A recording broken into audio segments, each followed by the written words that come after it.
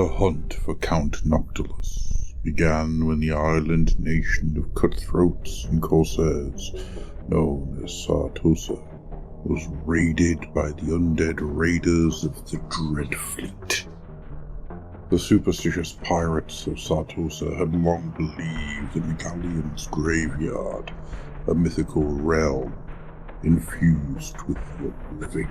The graveyard's malevolence was the source of a peculiar curse upon the seas of the world.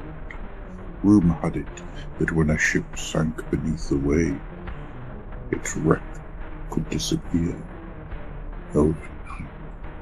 True enough, whenever the greedy and the brave went scavenging after a battle, there would be no sign of ship nor sailor to mark a fallen ship's passage.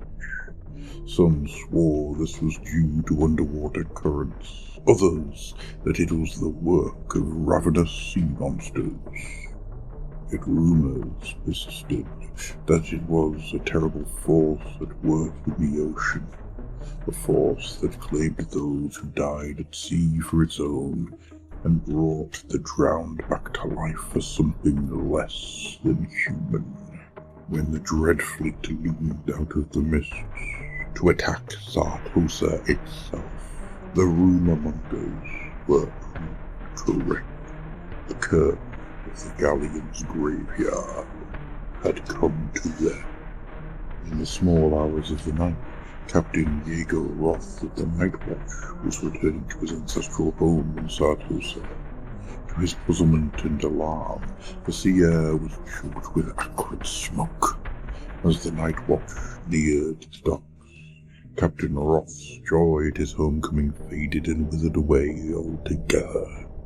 Rusting Harbour, the dockyard district where Roth's dwelling vessel was berthed, was all but reduced to cinders. The Isle of 1,000 Man was in flames. Captain Roth's men soon bullied the truth out of a substreaked refugee who was fleeing the congregation in a rowing boat.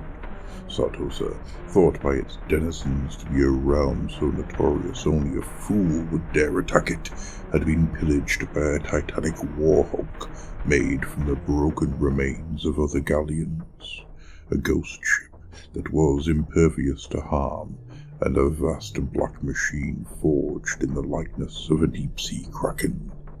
The legends were true. Count Noctilus of the Dreadfleet lived. Hoping to save his family, Roth plunged into the water, swam to the burning dock of Rusting Harbour, sprinted heedlessly into the fires of the dwelling vessel he called home. It was too late. His wife and child had been taken by the flames. Roth's elderly father, the Maprite, also lay dead, his body curled around several strange artifacts as if to protect them from the flame. Teeth gritted and beard smoking, Captain Roth grabbed the artifacts, an eldritch moon dial that plotted the faces of Morsley, a great sea turtle shell with a sea chart pinned to its inside, and an enchanted Arabian spyglass. Roth carried what remains of his family's bodies to the harbour's edge. Silhouetted by fire, he buried the mortal remains of his loved ones in a deep pit on the shore. Though Roth's expression was as cold and still as the ragdoll corpses of his family, his mind was aflame. There and then, he swore a solemn oath upon the souls of his family. Vampire or not, Count Noctilus would pay with his life. Though the smouldering fires of Sartosa's harbour were eventually put out, Captain Roth's anger seemed to get fiercer with every passing day. Determined and ruthless, Roth called in every favour and spent every crown of his ill-gotten fortune upon assembling the most die-hard crew that money could buy. He knew well that it would take more than a single crew to take down the Dreadfleet. Roth needed an army behind him if he were to stand a chance against Noctilus. Before the week was out, Captain Roth had set off in search of aid from the Empire. The greedy officials and arrogant nobles of port cities were far more interested in their own affairs, and the battle-scarred pirates, ranting about undeath, proved unwelcome in polite company. Roth reasoned that even if the court of the Empire would not lend aid, the witch-hunting cult of Sigmar would provide the means of Nautilus's destruction. Every pirate had heard tell that the burning power of divine energy could sear and destroy the undead. After all, the god King Sigmar had defeated the great necromancer Nagash himself shortly after the founding of the Empire. Sailing around the coast of Bretonnia, the Night Watch passed through Marienburg in the guise of a merchant vessel and made its way towards Altdorf. It moored within the dockyards of the majestic Reich River, nestled amongst the splendid galleons moored in every spare berth.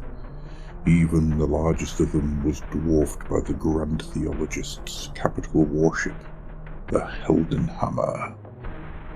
In the glimmering candlelight of the Reich's temple, a vengeful Roth made his demands for aid to the Grand Theologist himself.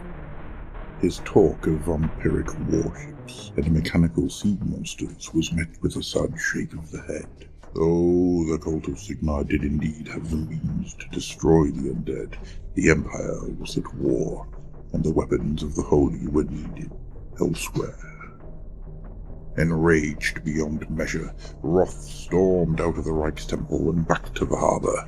That night, the Heldenhammer set sail, but it had Captain Roth at the helm, and Sartosa's finest, instead of Sigmarites, manned its massive cannon batteries. Word swiftly reached the Grand Theologist of Roth's theft, and the Sigmarite fleet set sail after the Heldenhammer with deadly intent. But Roth's first mate, Saltpeter, and a small group of veteran sailors were still aboard the Night Watch, and they silently cast off from the dock after the Sigmarites, like a wolf stalking a herd of sheep. Up ahead, the Sigmarites fired chasing cannons upon the Heldenhammer with little real effect.